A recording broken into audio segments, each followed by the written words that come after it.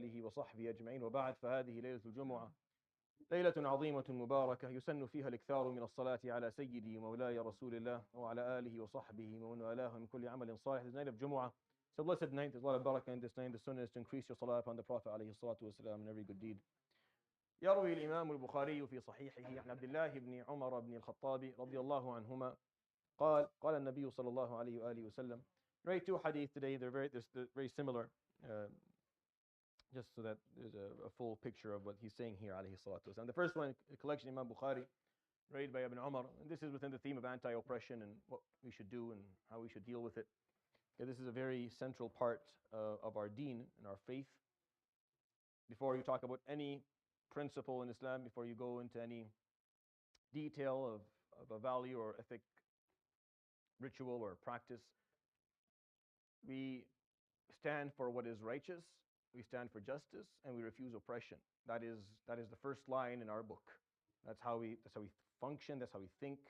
It's who we are as Muslims. It's a big part of who we are. And at the moment that's not a part of Islam, doesn't exist honestly without it. It just doesn't. Islam does not exist without that being the cornerstone of how we look at things. And oppression is that evil which we continue to resist, refuse, work against, and stand against, and vocalize against all our lives. We refuse it from ourselves and we refuse it from others. And that's what we're commanded to do. And what he said here, عليه الصلاة والسلام, within this hadith, and I'll name the second one that's similar to it. قال من أخذ من الأرض شيئا بغير حق خسف به يوم القيامة إلى 7 أرضين أو 70 أرضا in a riwayah. Those who take a piece of land that is not theirs will be brought on the day of judgment, and they will continue to fall for 7 or 70 earths in depth into Jahannam for the piece of land they took. ويروي الإمام أحمد في مسنده بسند حسن عن يعلى ابن مرة الثقفي رضي الله عنه قال النبي عليه الصلاة والسلام. Similar hadith in the collection of Ahmad with a reasonable chain narration where narrated by Ya'la ibn Murrah. And he said عليه الصلاة قال من أخذ أرضا بغير حق كلف أن يحمل ترابها إلى أرض المحشر. Anyone who takes a piece of land that is not theirs, they will carry the soil of that land piece by piece to Ard al-Mahshar on the day of judgment. I mean, they'll just be moving it. It's not yours.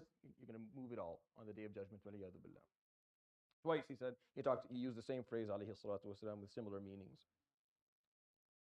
Because of and obviously taking anything that is not yours is a problem. That's not even, I don't need to explain that. But why did he point out this, alayhi salatu wasalam, twice? It's always something that you should contemplate or think about a little bit whenever he chooses something specific within a theme that is generic. Taking anything that's not yours is a problem. Taking something that's not, when he points out land specifically, because of the impact that has. The impact of land on people, how we view the land that we are born on, the land that we live on, the land that we are attached to, what that means to human beings. This is something historically very, very important. It's not just to us, it's every mammal's like that.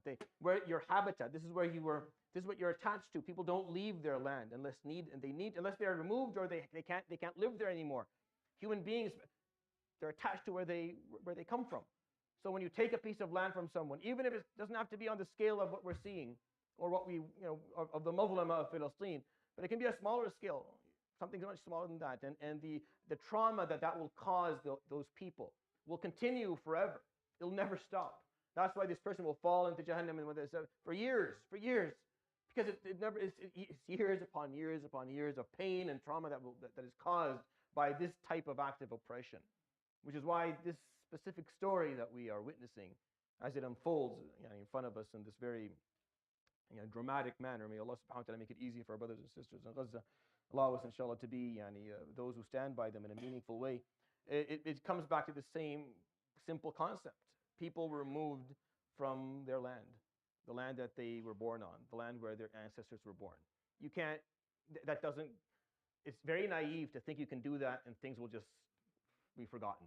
Like, it's very naive to perform something like that and say, yeah, it'll pass over. Just like it'll never go away. What are you talking about? The longer it stays, the worse the reckoning becomes. The worse. You just more blood. You put more blood into it. You put more hatred into it. And I think the world has just decided to draw a blind eye to something that they know very, very well. يروي الإمام البخاري في صحيحه عن عبد الله بن عمر بن الخطاب رضي الله عنهما قال قال النبي صلى الله عليه وسلم من أخذ من الأرض شيئا بغير حق طوقه أو خسف به يوم القيامة إلى 70 أرضا أو 7 أرضين. ويروي الإمام أحمد في مسنده عن يعلى بن مرة الثقفي رضي الله عنه أن النبي صلى الله عليه وآله وسلم قال من أخذ أرضا بغير حق كلف أن يحمل ترابها إلى أرض المحشر. صدق رسول الله صلى الله عليه وسلم. سبحانك اللهم وبحمدك لا إله إلا أنت أستغفرك وأتوب إليك وصلى الله وسلم وبارك على نبينا محمد. جزاكم الله خير. بارك الله فيكم. Shaykh al-Janabi has a fiqh Hanafi session that's starting right after Sunnah. So if you don't mind praying your Sunnah quickly.